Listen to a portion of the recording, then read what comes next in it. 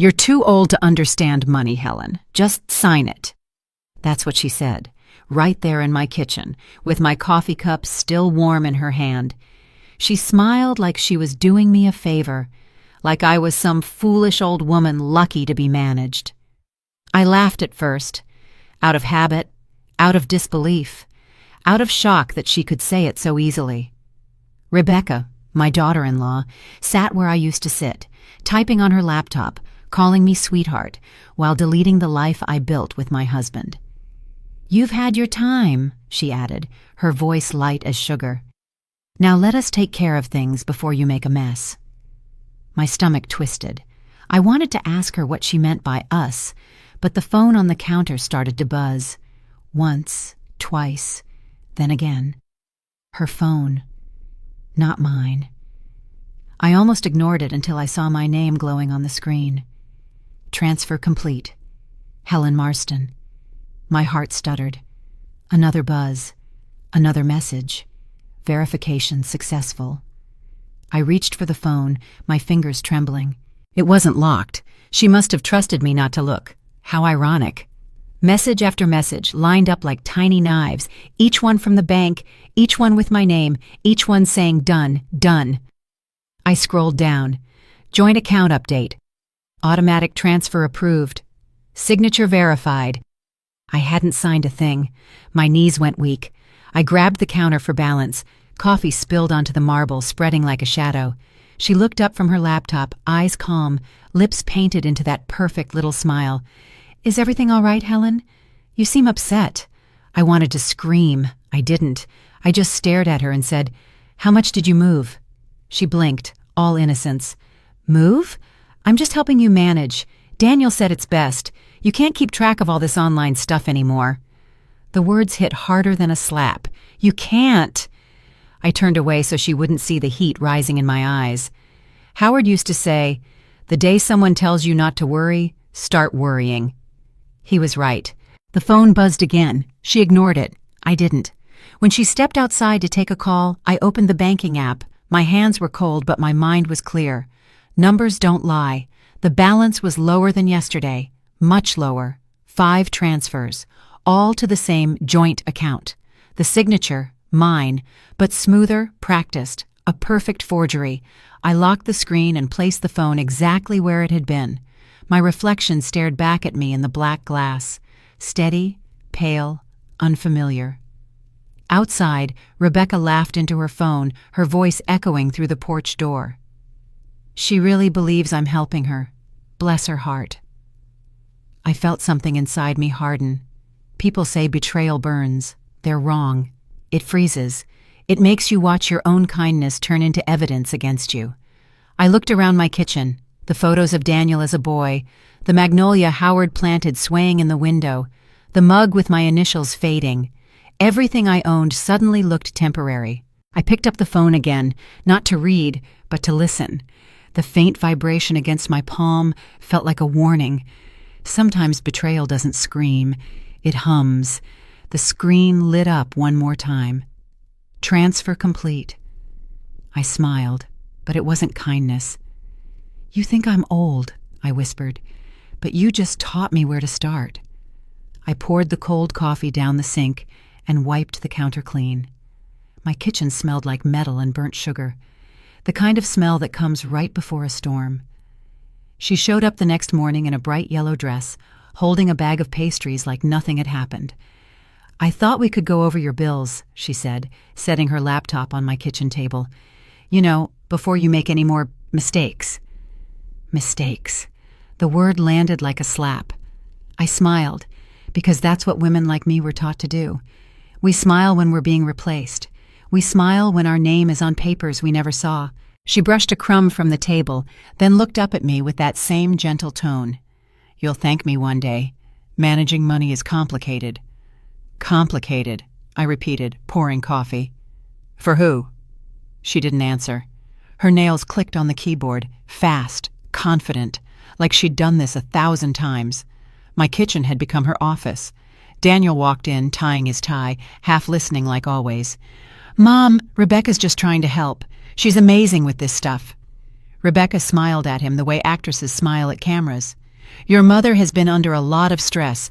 I just want to take care of things for her."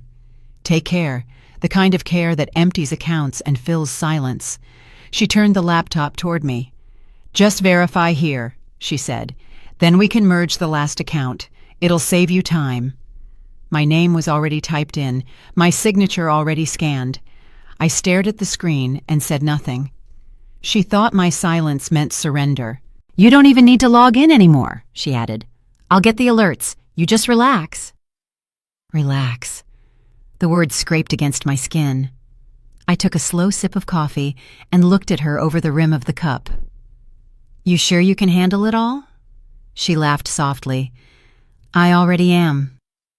When Daniel left for work, she stayed, pretending to tidy up, wiping counters that didn't need it. Her perfume lingered like smoke. "You know," she said, leaning on the counter, "when I first met Daniel, he told me how much you did for him. You were such a strong woman back then."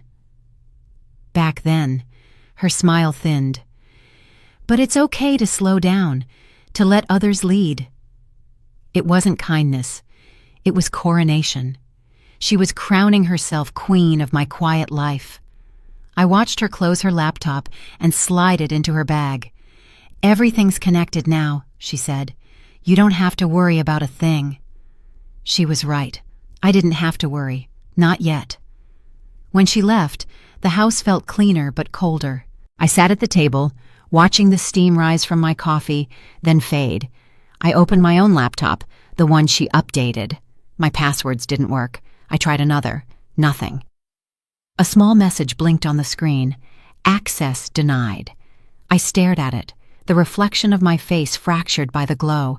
She had locked me out of my own life. The doorbell rang. It was a delivery. Flowers.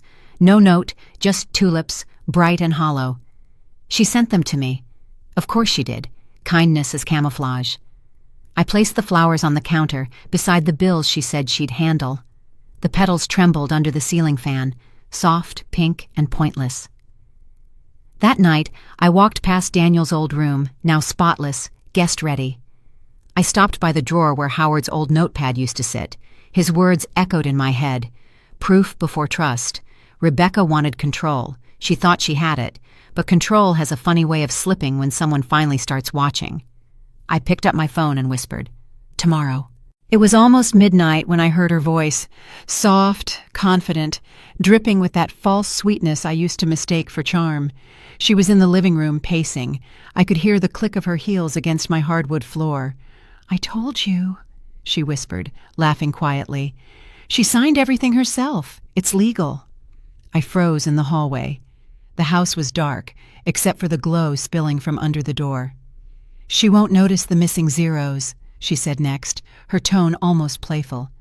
"By the time the next statement comes in, it'll all be cleared. Daniel thinks I'm saving them money."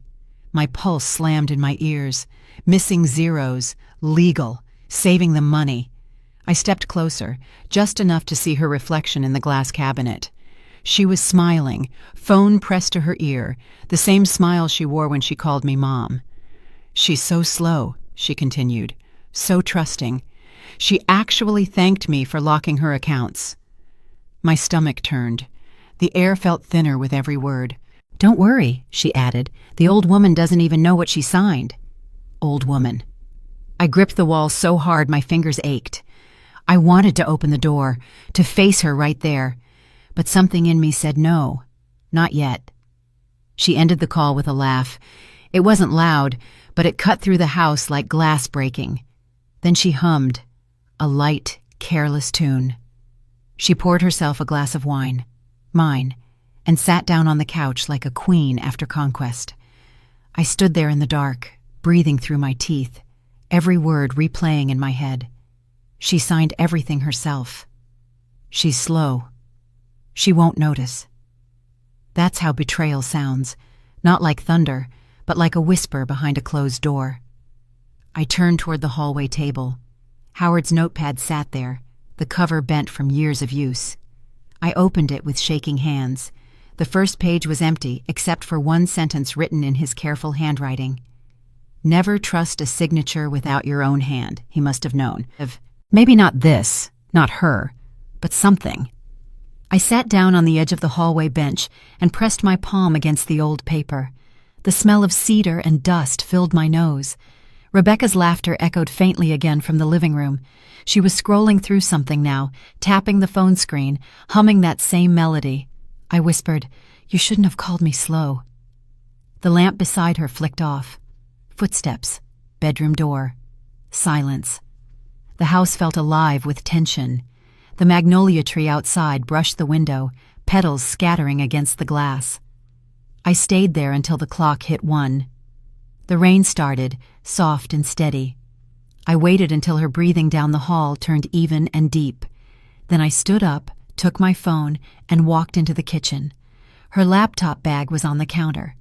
I opened the front pocket. Inside was a folder, bank printouts, photocopies, account numbers, my name everywhere, my signature nowhere. I didn't touch anything else. I just looked at it long enough to let the truth burn itself into memory. When I finally went to bed, I didn't cry. I didn't even shake. I just stared at the ceiling and said to the dark, "All right, Howard, I'm listening now." The rain kept falling. Somewhere in the house, a phone buzzed once, twice, then went still. The next morning, I slipped Rebecca's phone into my purse. She was still asleep in the guest room, sprawled across the sheets like she owned the place. I didn't leave a note. I didn't make coffee. I just walked out into the pale Savannah light and let the door close behind me. The repair shop sat on the corner of Bay Street, squeezed between a laundromat and a bakery. The sign said, "Rivers Electronics, fast, fair, honest." I hoped 2 of those words were true. The bell over the door jingled as I walked in.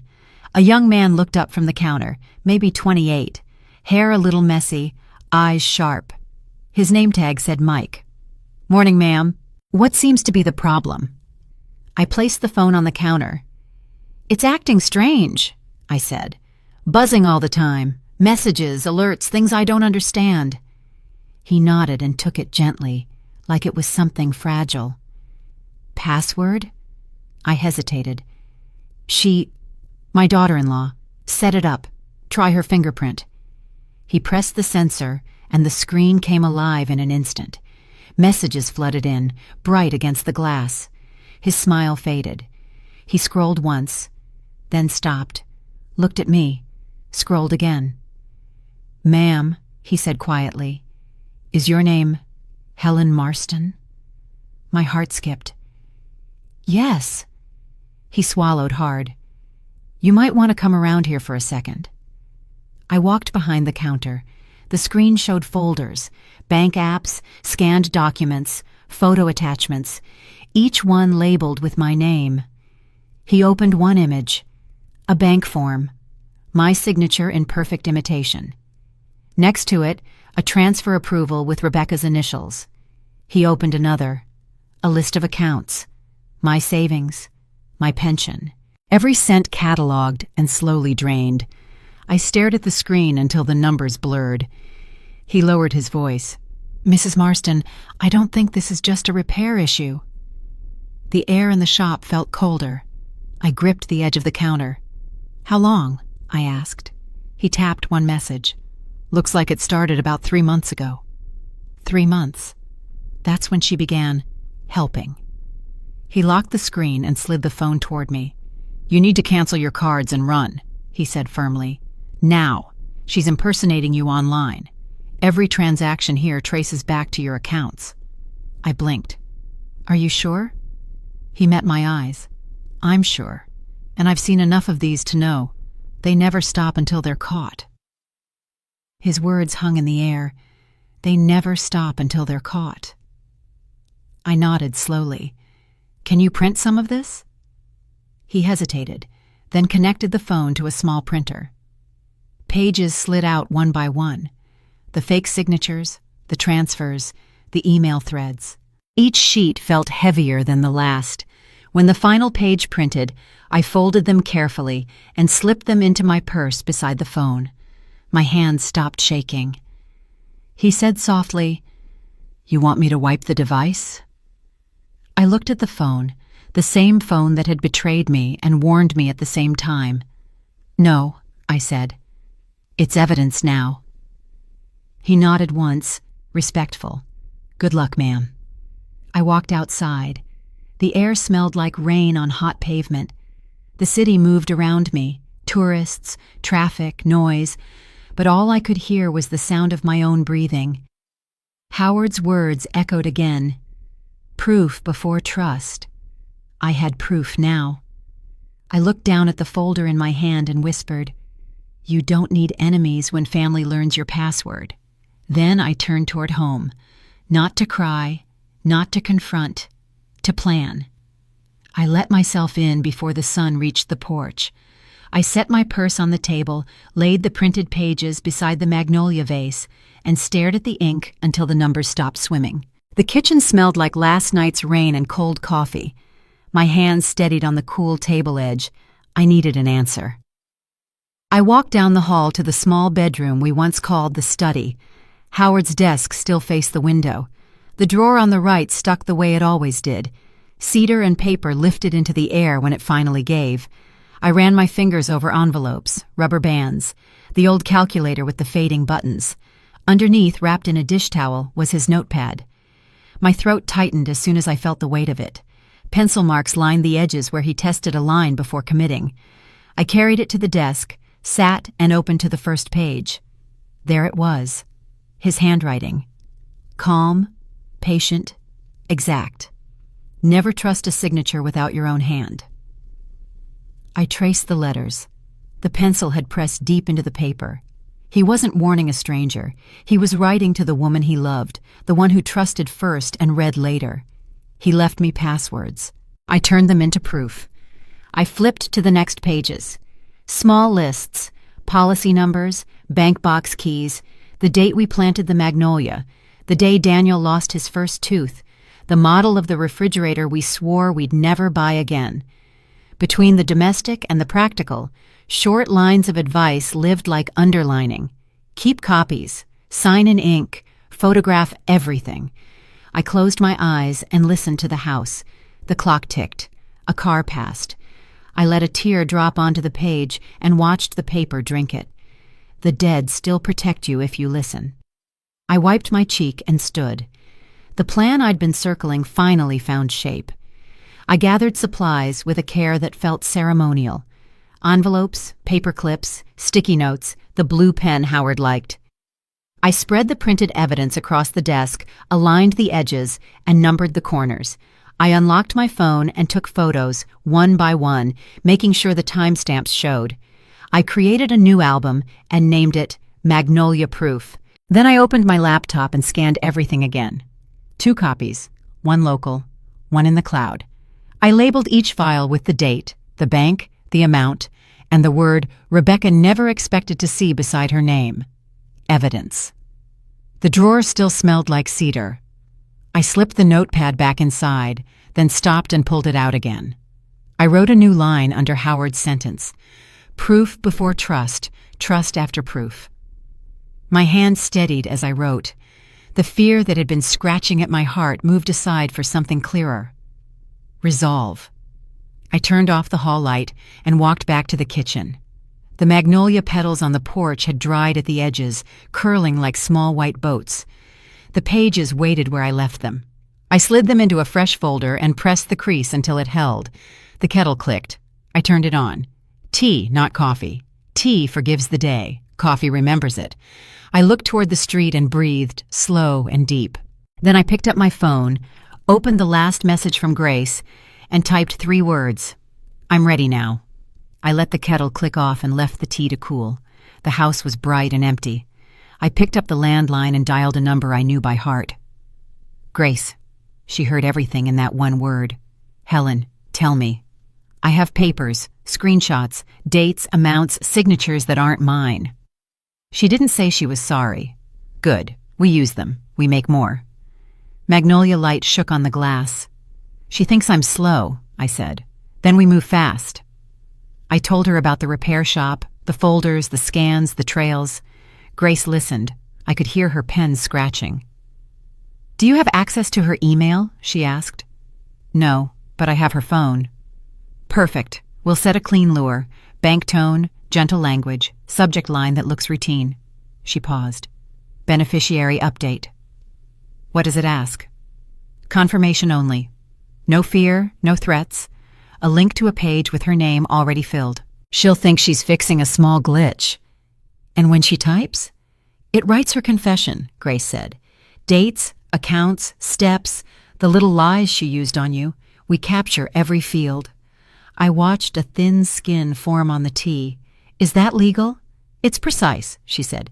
And it's yours. Proof beats tears. Say it again. Proof beats tears. What do you need from me? A contact list. The way she speaks. Her favorite phrases. The bank she impersonated. The kind of emails they send. The shape of their footer. And 3 decoy details only she would correct. 3?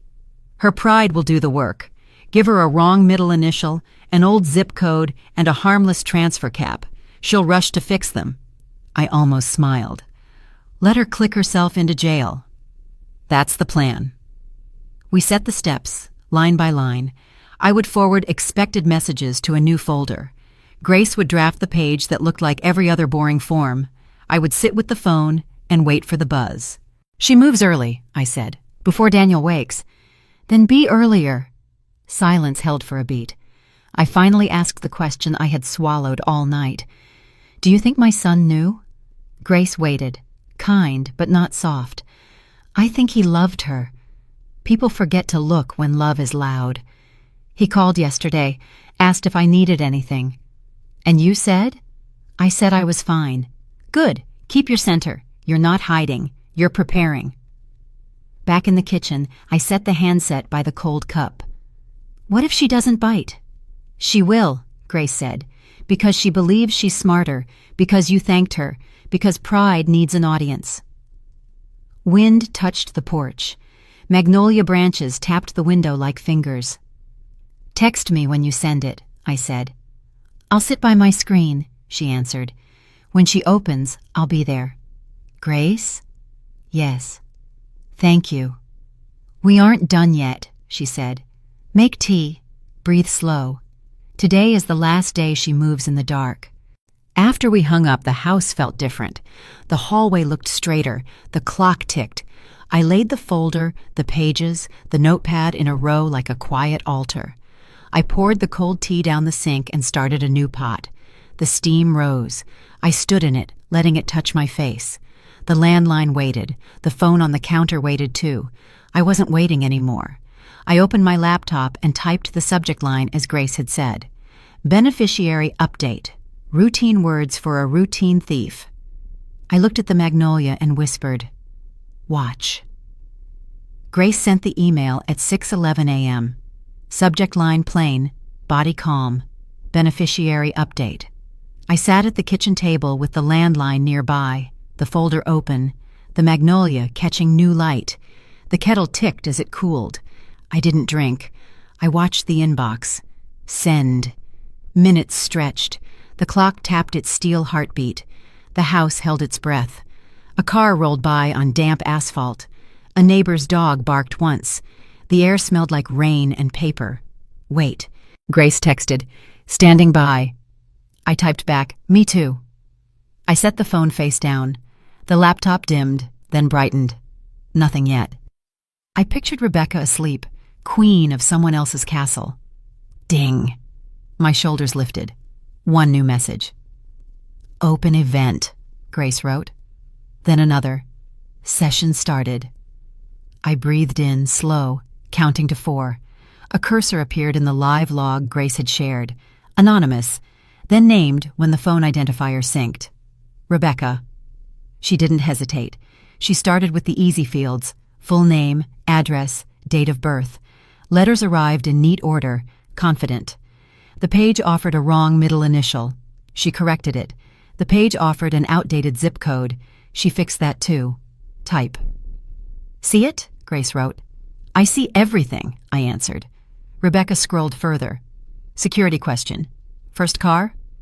She typed the make Daniel bragged about at Thanksgiving, then a year that matched his story, not hers. Pride tells on itself. Next, the transfer cap. The template showed a harmless number. She raised it by thousands. The log stamped it all: device, time, IP, keystrokes, the trail she had laid for months turning back on her. I didn't blink. My eyes burned, but I kept reading. She moved to authorization, where the page asked her to confirm identity for the beneficiary correction. 2 options: upload a signature file or draw one with a finger. She uploaded. The image flashed on my screen. My name, graceful, perfect, wrong. The same curve I saw at the repair shop, now delivered by her own hand. Capture complete, Grace wrote. Not yet, I replied. Let her finish. Rebecca entered the list of accounts: savings, pension, the small fund Howard and I set aside for Daniel's first house. Every line of my life, typed by the woman who called me Mom. My chest tightened, then loosened. I wasn't afraid anymore, just clear. She reached the final prompt. Describe the recent issues you are correcting. A blank box waited. We left it there on purpose. Thieves love to narrate when they think no one is watching. She wrote, Client is elderly and confused. I am the authorized joint holder. I have been transferring small amounts to consolidate accounts and will complete the full transfer by month end. She checked, I confirm. Then she pressed the button. She clicked. And that click saved me. Silence settled over the kitchen. The clock kept counting. The magnolia leaf tapped the window. Logged, Grace wrote. Artifacts archived to the case folder and backup. I exhaled. It felt like putting down a stone I had carried for weeks. Next, I typed. 2 calls, she replied. Bank fraud desk and the precinct. Then we file the hold, flag her device, and prepare an in-person visit. I closed my eyes and thanked the quiet. The house no longer felt like a target. It felt like a witness. Justice doesn't knock. It records.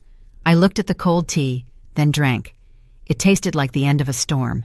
My shoulders eased. The room felt wider, like someone had opened a window. Ready? Grace asked. More than ready, I wrote. Send me the copy. It's already in your inbox. Ding. I smiled, honest. The sound no longer scared me. It meant the day had changed. Grace sent a thumbs up. I let myself smile. Once, no hiding. The room held the shape of victory. Not loud, recorded, type, smile, now. You're paranoid, Mom. He didn't sit. He hovered, jaw tight, finger pointing at my folder. You're old. You're confused. Stop accusing my wife. I let him finish. Then I slid the laptop toward him. Read. He rolled his eyes. I don't have time for this. Make time. He scoffed, that small, cruel sound men use when they think they're right.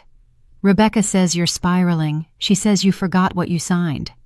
She says a lot. I tapped the trackpad. The screen woke in a cold blue. So does her phone.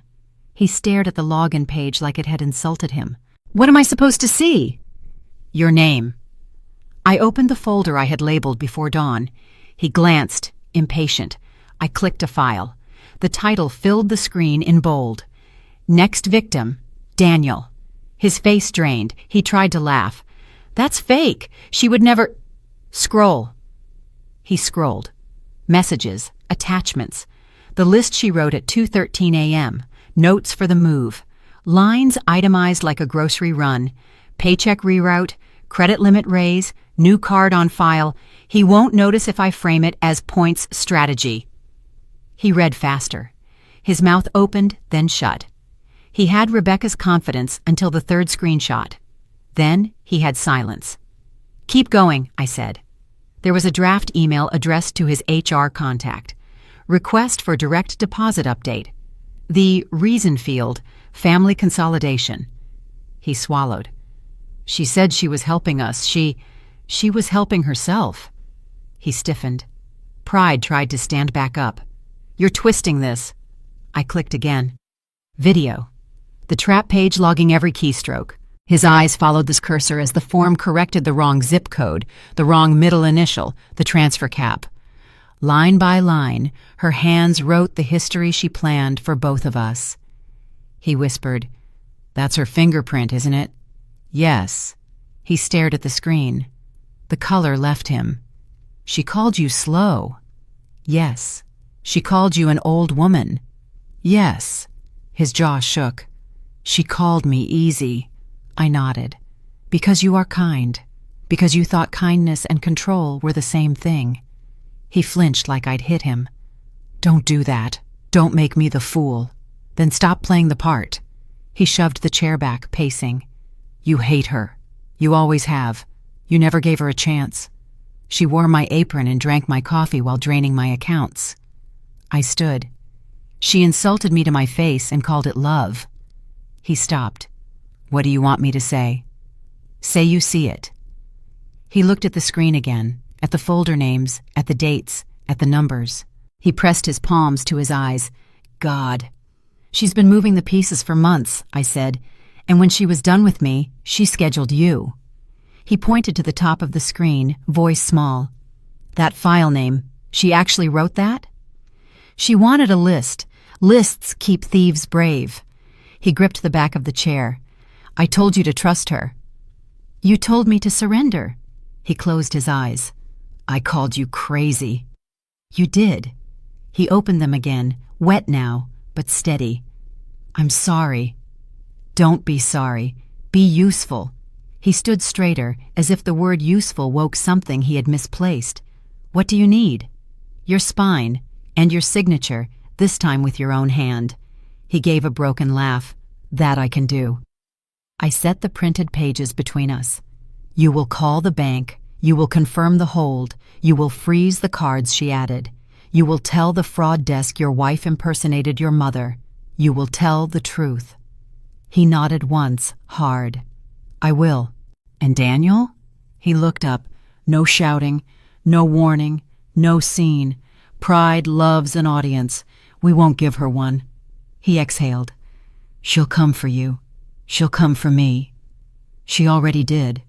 He wiped his face with his sleeve, then looked around the kitchen like he was seeing it for the first time. I thought I was protecting you by keeping the peace. Peace without truth is silence with a price. He sat, finally sitting, shoulders dropped, hands open. I see it. I slid the last page to him, a single line written in Howard's hand. Never trust a signature without your own hand. He read it twice. I should have listened to him. Then start listening now. He nodded. Tell me what to do. I handed him the phone. Call the bank, use your voice, use your name, and when she texts you, do not answer. He gripped the phone like a lifeline. Mom? Yes. I'm sorry. I know. He dialed. The magnolia brushed the window. The old clock ticked. He spoke to the fraud desk, steady, adult, precise. When he hung up, he looked different. Not older, clearer. He whispered, She's going to hate me. She chose that. You choose better. He stood. What now? Now, I said, closing the folder. We let the door open itself. He frowned. What does that mean? It means she'll knock. It rained all morning, a thin, steady line on the porch rail. At noon, Rebecca arrived with a leather folder and a smile that didn't touch her eyes. She walked in without asking. She always did. Let's finish this, Mom, she said, voice bright for show. These signatures will fix everything. Fix. That word again. Daniel stood by the sink, hands folded. He nodded once, polite and blank, the way we had planned. I placed a pen on the table. The magnolia outside tapped the window like a metronome. Rebecca laid out the papers. Here, here, and here. Her nails clicked on the lines like small hammers. Just sign. We're consolidating for safety. Your safety. My safety, I said. How kind. She didn't hear the rust in my tone. It's standard. Joint authorization. You keep the peace. We get the points. I kept my eyes on hers. You stole my money. Don't steal my peace. She blinked, then laughed. Oh, Helen, you get confused. Daniel, tell her. Daniel's voice stayed level. I think Mom should read. Rebecca tilted her head, brittle. She can't read the digital stuff, honey. That's why I'm here. I lifted the pen. You like paperwork. I adore it, she said. Paper does what you tell it. Sometimes, I said. Sometimes it talks back. She slid the top page to me. Sign. The rain eased. The house quieted. The clock ticked loud. I uncapped the pen. Whose signature do you want? Mine or the one you keep on your phone? Her eyes flickered, then stilled. Cute. True. She smiled wider, lips glossy, calm cracking at the edges. Helen, don't make this ugly. Old habits are hard. Control is hard to surrender. You wore my apron, I said. You drank my coffee. You called me slow. She rolled her eyes. Everyone is slow next to me. Daniel swallowed. Be careful, Rebecca. Careful is boring, she said. I slid the first page back. I'd like to confirm the language. She reached for it, impatient. We're losing daylight. Sign. Knock. 3 taps at the door. Polite, firm. Rebecca didn't look up. Ignore it. Knock again. Daniel moved first. I'll get it. He opened the door. Grace stepped in, crisp and dry, 2 officers at her shoulder. The room narrowed to a line. Rebecca froze, then laughed too loudly. What is this? Grace answered softly. A conversation. Rebecca set her jaw. You can't be here. We are, Grace said. She turned to me. Mrs. Marston, do you recognize these documents? She placed copies on the table. The same forms, the same lines, the same forged loops of my name. I do, I said. Rebecca shifted her weight. This is harassment. Grace's voice stayed gentle. Ma'am, please keep your hands visible. Rebecca lifted both hands, theatrical. Look, harmless. Daniel stood straighter. Rebecca, sit. She didn't. Grace laid out the next sheet. Authorization attempts, messenger logs, image files. Device ID traced to this phone. She tapped Rebecca's screen on the table. Transfers routed through this IP. Rebecca smirked. You dragged cops into family drama. Cute. Grace didn't blink. Ma'am, you will not touch the papers. You will not touch the phone. Rebecca's smile thinned. You can't prove intent. Grace slid a final page between us. Please read the description you wrote here. Rebecca stared. The box at the bottom of the printout waited in silence. Her words looked smaller today. Client is elderly and confused. I am the authorized joint holder. I have been transferring small amounts to consolidate accounts and will complete the full transfer by month end. Rebecca forced a shrug. Joke. Recorded, Grace said. Dated, logged.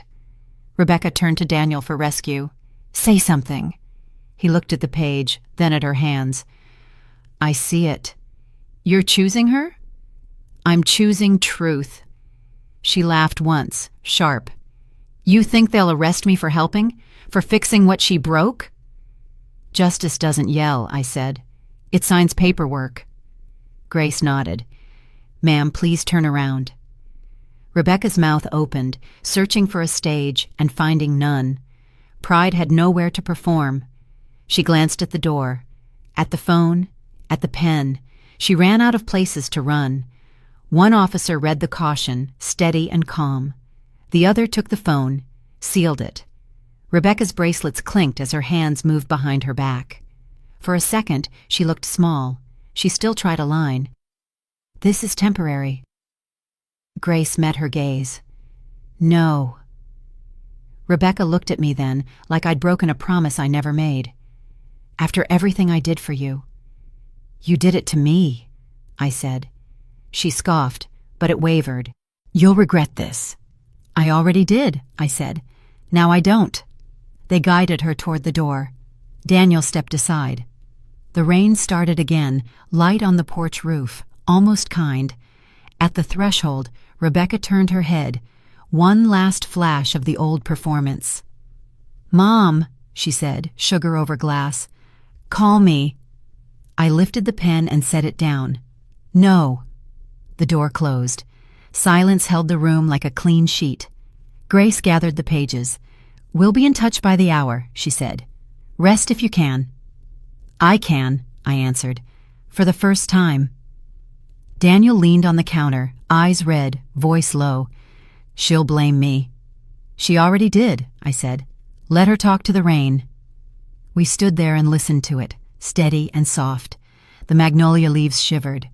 The clock kept time. I poured water into the kettle and turned it on. The house felt larger by an inch, then another. I looked at the empty chair she had used and let the quiet fill the space she left. The television woke the room before I did. A bright banner rolled across the bottom of the screen.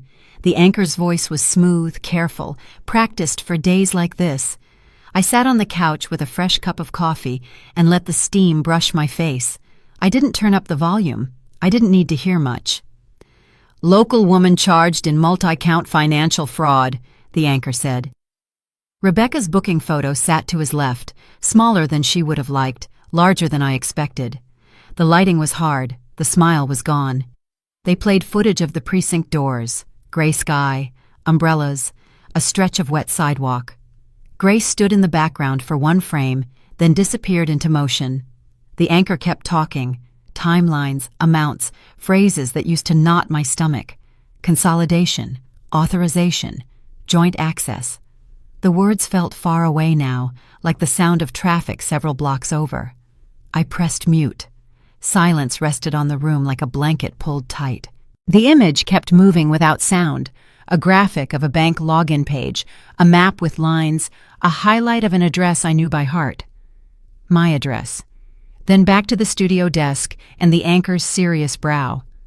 I watched his mouth shape the story of my kitchen, my porch, my name. I took a slow sip. The coffee didn't taste like fear anymore, just coffee. Daniel came in from the hallway, tie loose, eyes tired but clear. He saw the screen, then saw the remote in my hand. "You muted it?" I did. "Do you want to know what they're saying?" "I already know." He sat beside me, not touching, close enough to share the quiet. On the screen, they showed a montage of stock images, aging hands on keyboards, warning emails, a bank teller smiling in a brochure that had nothing to do with us. Then the lower banner changed. "More at 6. I took another sip. "They'll stretch it all day." He nodded. "They do that." We watched the picture without sound. The camera cut back to the front steps of the precinct. A microphone waited for a statement that wasn't coming. Rain moved across the frame like beads pulled on a string. A reporter's mouth rushed through questions we couldn't hear. Why? How long? What next? I set the cup on the saucer. "Revenge makes noise," I said. "Justice makes peace." Daniel stared at the screen. "Is that what this is? Peace?" "It's the start." He leaned forward and rubbed his hands together. The wedding ring flashed once and went still. On the television, a series of bullet points popped beside Rebecca's photo. Counts, dates, a court time, then a small square of my street. The magnolia tree showed up by accident, a pale smudge at the edge of the frame. I felt oddly grateful it had made the news. Survivors deserve a cameo too. "You should turn it off," Daniel said. "I will." "Now?" "In a minute." We sat there and let the pictures roll, a photo of money, a keyboard, the front of a courthouse. Then, briefly, a nameplate with Grace's title they must have pulled from an old press kit. I almost smiled. Her job was to be invisible until it mattered. Today, she was a caption and a blur. I thought about the words people would use in living rooms like mine. Poor thing. She seemed so nice. Family is complicated. I imagined the comments beneath the article, the ones that miss and the ones that hit too hard. I let them pass through me like weather. I reached for the remote and clicked the screen black. The TV went to a faint gray reflection. I could see my outline, Daniel's shoulder, the window beyond us. Outside, a clean band of sunlight reached across the porch and found the magnolia leaves. They shone like new coins, not a fortune, a sign. Daniel exhaled. "What do we do today?" "We breathe. And after?" "We keep breathing." He nodded, almost a bow. "She'll call." "She can't. She'll try. She won't reach us." He looked at my cup. "You want more coffee?" "I'm good." We stayed still another moment, letting the house correct its shape. The clock in the hallway ticked like it had been waiting to be heard. In the kitchen, the kettle clicked from cooling metal. I touched the remote again and set it face down, a small, simple refusal. "Mom?" "Yes." "I believe you," he said. "I know." I stood and opened the curtains. The light reached the floor in a soft bar. I let it warm my hands, then turned back to Daniel. The day had room again. "Come help me in the garden," I said. "We'll pick what's ready." He stood. "All right." We left the living room quiet, the television dark, the cup half full. The door opened to a square of morning air, bright and ordinary. I stepped through it with my son and felt the day lay itself down without argument. The doorbell didn't ring. No drama, just an envelope slid under the door and a shadow moving away down the path. I found it by the rug, thin, white, my name written in Daniel's careful block letters. The magnolia light spilled across it like a blessing I didn't trust yet. I held it for a long moment. It felt heavier than paper. It felt like a heartbeat. I carried it to the kitchen table and sat where the morning always finds me. I ran a finger under the flap and opened it slowly, the way I open old photographs. Inside was one page, lined, torn from a notebook. No lawyer lines, no typed apology, just ink, just his hand. "Mom," it began. Not Helen, not Mother. "Mom." My chest eased, a little. "I didn't see," he wrote. "I didn't listen. I confused noise with truth. I confused performance with love. I told you to relax when I should have told myself to wake up. I called you names I am ashamed to remember. I chose peace because it was quiet. I forgot that quiet can hide a price."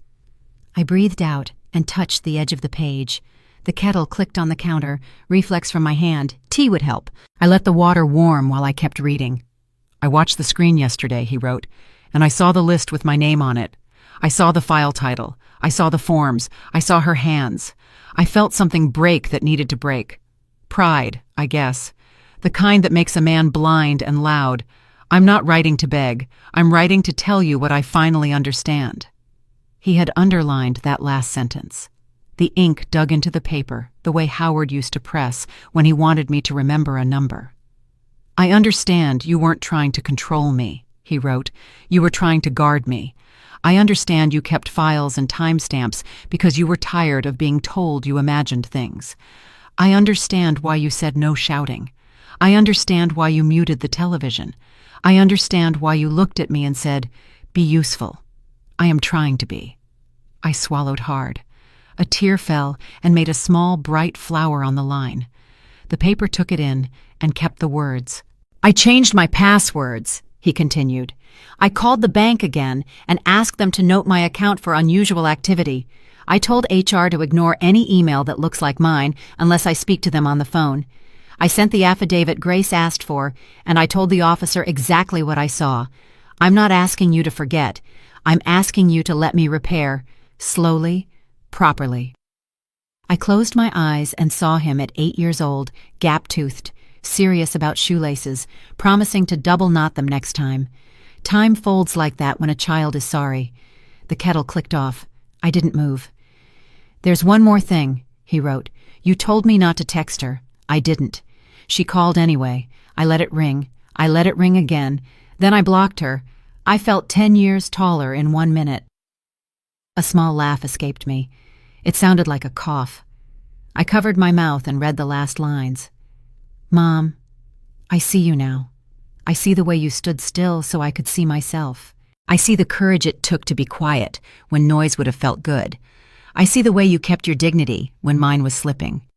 If you let me, I will come on Sunday. I will bring food. I will help in the yard. I will listen. I will sign where you tell me to sign, with my own hand. Your son, Daniel." I set the page down and pressed my palm over his name. My throat ached in that soft old way that isn't pain exactly. It's relief wearing tears. I poured tea and forgot to drink it. The house felt taller by an inch. I went to the drawer and pulled out Howard's notepad. I laid it beside Daniel's letter, paper to paper, handwriting to handwriting, men I loved, lines that held. He called me Mom again. That was enough. I carried the envelope to the porch. The magnolia was open wide, white against the clear sky, as if the tree had been waiting for an answer it already knew. I sat on the top step and read the letter again, slower this time, letting each line settle where it needed to settle. Forgiveness sounds quiet, but it echoes for years. A breeze lifted the edge of the page and set it back down. I wiped my face with my sleeve and laughed once, a small, unsteady sound that belonged to no one but me. I stood and walked back inside, the envelope warm in my hand. I took a pen and wrote 2 words at the bottom, below his closing. Come Sunday. Then I taped the note to the fridge, not because I might forget, but because a promise should stand where life happens. I poured fresh tea and carried the cup to the window. The street was ordinary. The day held. The doorbell still didn't ring. It didn't need to. The house had already opened. 10 chairs, 10 mugs, sunlight across the church basement like a clean stripe. I wrote 2 words on the whiteboard before they arrived. Keep receipts. They came in quiet lines, smart eyes, steady shoes, old rings that still fit. I poured tea, not coffee. Tea is for learning. Coffee is for war. Sit anywhere, I said. Phones off, pens out. A gray-haired woman lifted her chin. Is this necessary? Yes, I said, because nice people steal. They start with nice words. I held up a folder. This was my week. Your week will differ. The steps don't. A hand went up. My grandson helps with my banking. Good, I said, but watch the verbs. Help is not control. I wrote 3 lines on the board. Paper beats promises. In person beats online. Proof beats tears.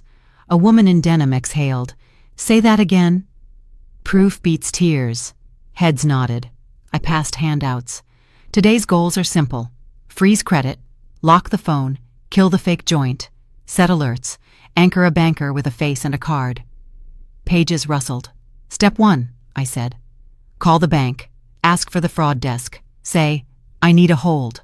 My accounts show unauthorized activity. We repeated it. Voice steady, tempo slow. Step 2, remove anyone who added themselves. You didn't forget to approve it. They trespassed. A woman whispered, My son's wife handles everything. She can handle her accounts, I said. You handle yours. A ripple of laughter, awake and small. 2-factor authentication, I went on. Your number, not theirs. If someone resists, say, I'll be in tomorrow with ID, sign nothing today. The gray-haired woman underlined the line twice. I handed out a blue card I cut last night. On the front, the door rule. On the back, don't decide at the door. Don't sign at the door. Don't pay at the door. Close the door. A woman traced the letters. Mine says yes too easily. Write no bigger, I said. Practice in the mirror. We role-played the hard calls.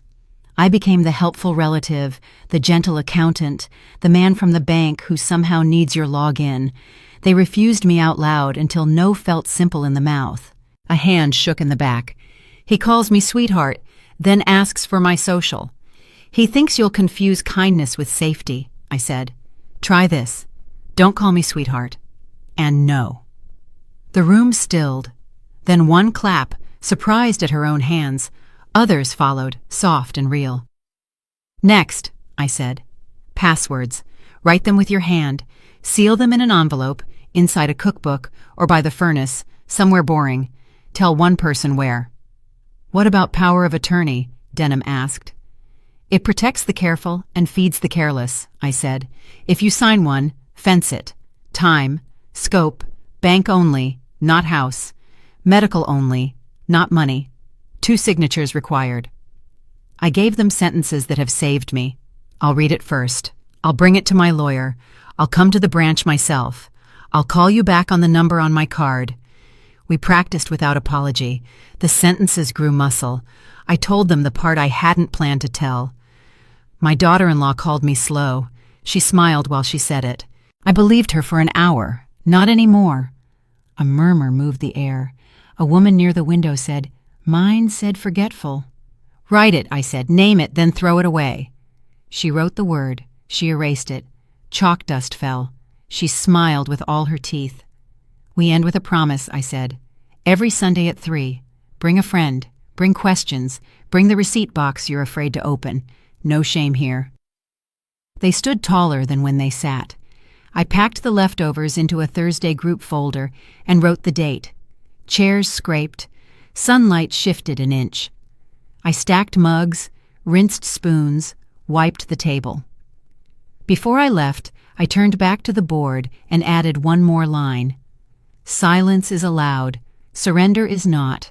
Hold your ground, always. I left before dawn, when the river was still deciding what color to be. The streets were empty except for a delivery truck and a cat that didn't care about me. I drove slow toward Tybee, window cracked, salt in the air. The urn sat buckled in the passenger seat, brass catching the first light. Howard never liked seatbelts. He got one anyway. The sky opened as the road thinned. Marsh grass leaned, quiet and obedient. I parked by the dunes and carried the small weight he left behind. It felt heavier than grief, lighter than guilt. Somewhere in the balance was love. Sand gave under my shoes. Gulls announced the morning like they were paid to. The water rolled in even rows, hands clapping without sound. I stopped where the tide reached and retreated, the ocean practicing patience. Howard, I said, voice low enough to stay mine. We're early. You always liked early. Wind lifted my hair and then put it back down. I set the urn on a flat rock and brushed away the sand with my sleeve. The brass had softened over the years. It didn't shine. It remembered. Your password still worked, I said. Your faith did too. I unscrewed the lid.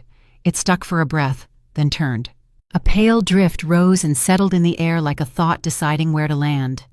My hands didn't shake. I had done that already, in kitchens and halls. You told me to read the fine print, I said. I read it. I learned to write some of my own. I laughed once, not loud. You would have liked Grace. She speaks in sentences that end what they start.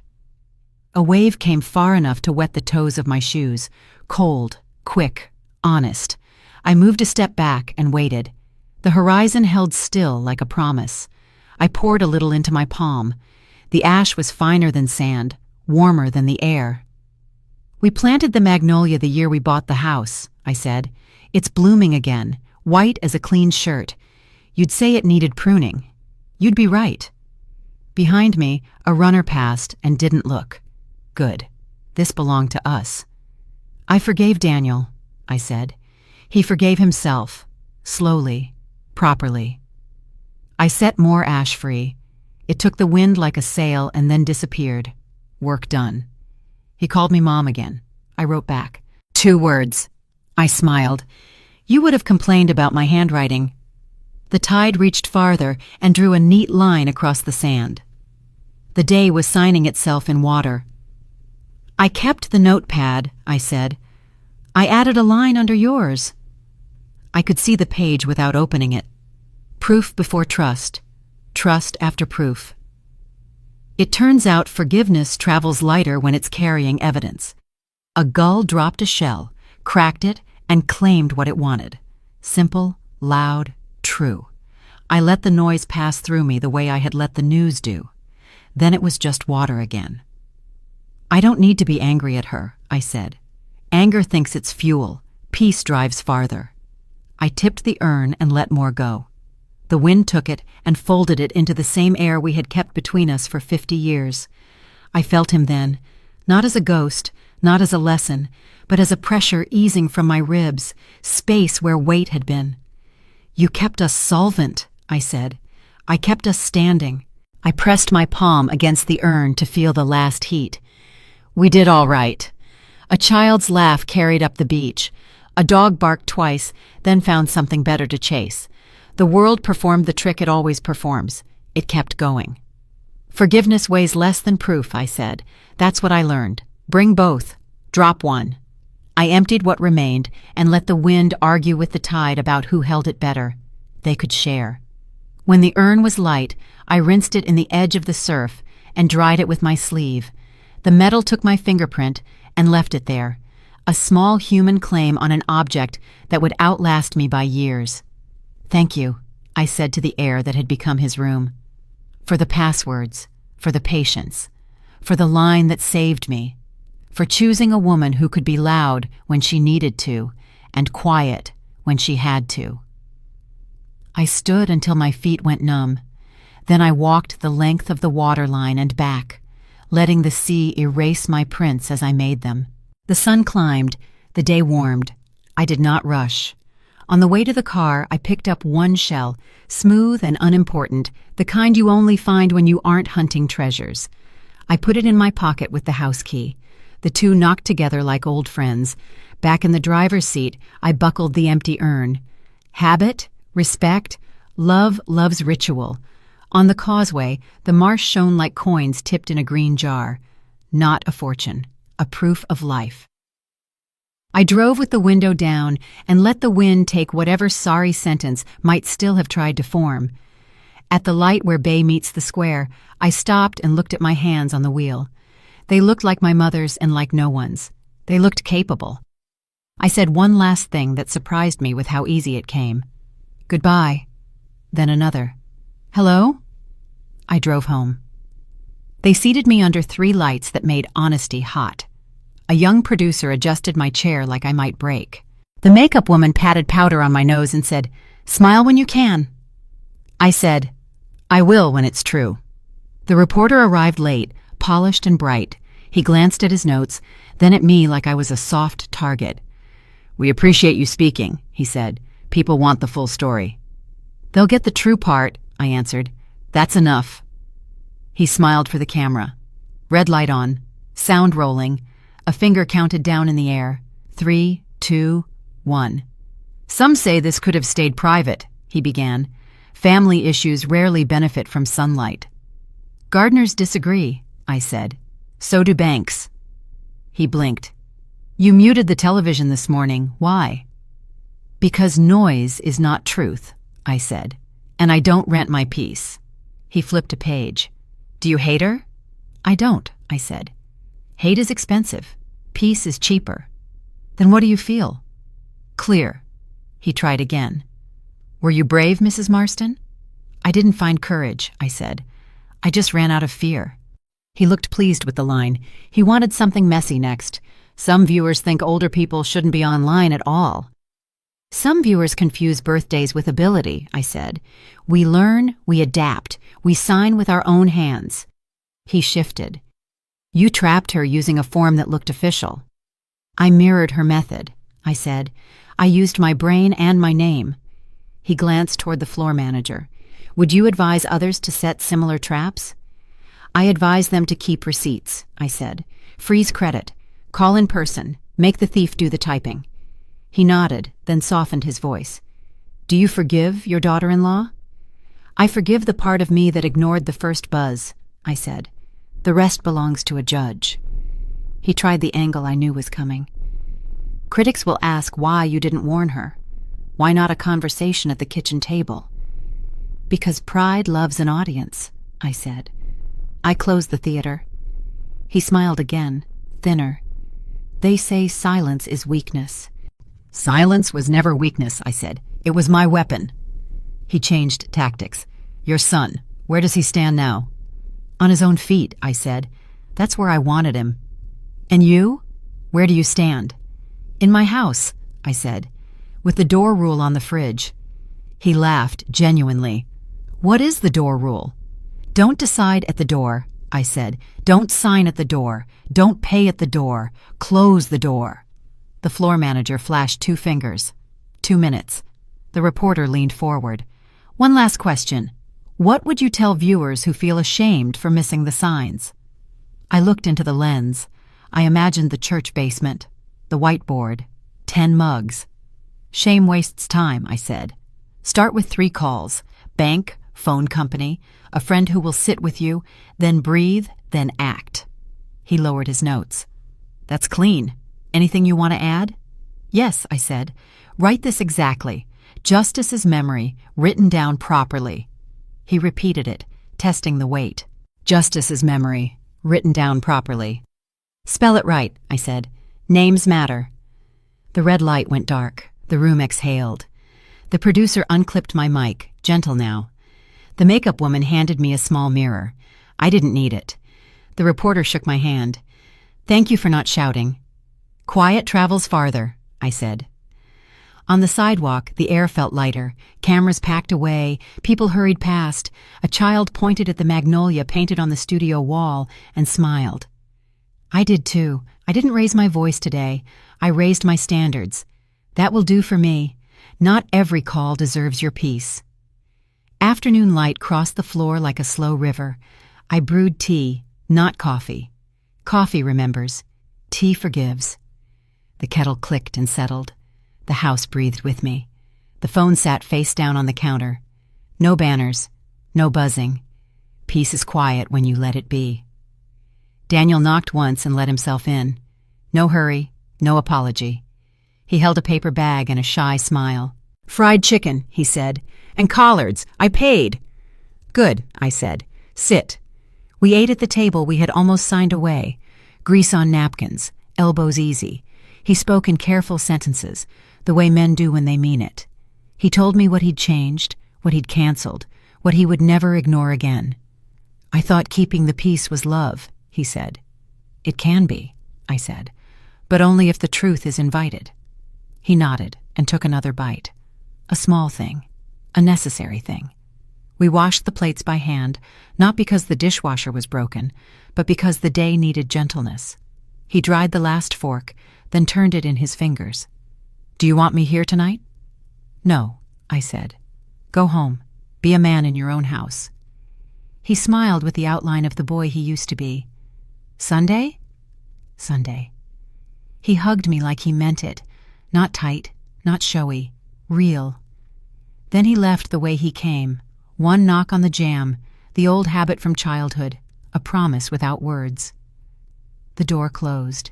The house expanded by an inch. I rinsed the teapot and set it on the rack. The phone stayed quiet. I let it. I walked the rooms once, not to check anything, just to see them standing. The study, the hallway, the bedroom with the window that sticks in summer. In the drawer, the notepad slept beside 2 pens and a paperclip. I didn't open it. Some pages can rest. On the porch, the magnolia held its white. I trimmed one low branch and touched the cut with my thumb. Sap shone like a small jewel and then disappeared.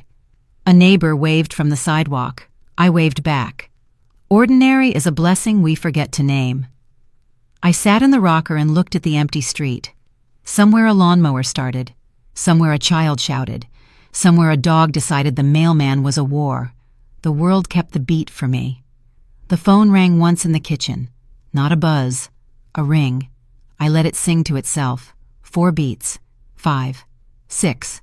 Then silence again. It tried once more and gave up. Not every call deserves your peace. I stayed where I was and rocked. The late sun moved to the edge of the roof and dropped a warm line across my knees. I thought of the church basement and the 10 mugs. I thought of the blue cards on fridges across town. I thought of women practicing no the way men practice golf. Daily. On purpose. A breeze ran through the tree and shook the leaves until they glittered. Thank you, I told nobody and everybody. Howard for the line, Grace for the net, Daniel for the letter, myself for the long, quiet choosing. The porch light clicked on with the timer. Early, but right. I stood and went inside. The living room met me like it always has. Couch, lamp, blanket folded at the corner. I opened the windows an inch and let the night begin in pieces. I made one last cup of tea and carried it to the chair by the window. I didn't turn on the television. I didn't check headlines. The world can talk without me for a day. The phone stayed face down. It would stay that way until morning. I wrote 2 lines on the sticky note and pressed it to the door rule on the fridge. I can wait. I can refuse. I washed the cup, dried it, put it back where it belongs. I turned off the kitchen light and listened to the house in the dark. Wood settling, pipes thinking, a home remembering how to be a home. At the bedroom door, I looked once more toward the quiet counter. No glow, no demand, nothing to manage but breath and sleep. I lay down and pulled the sheet to my shoulder. The night came soft, A cricket tried a song, then changed its mind. Somewhere, rain thought about starting and did not. The air felt clean, like something finished properly. I closed my eyes and kept one promise, finally and completely. I would not rush to answer anymore. Silence isn't empty. It's full of truth.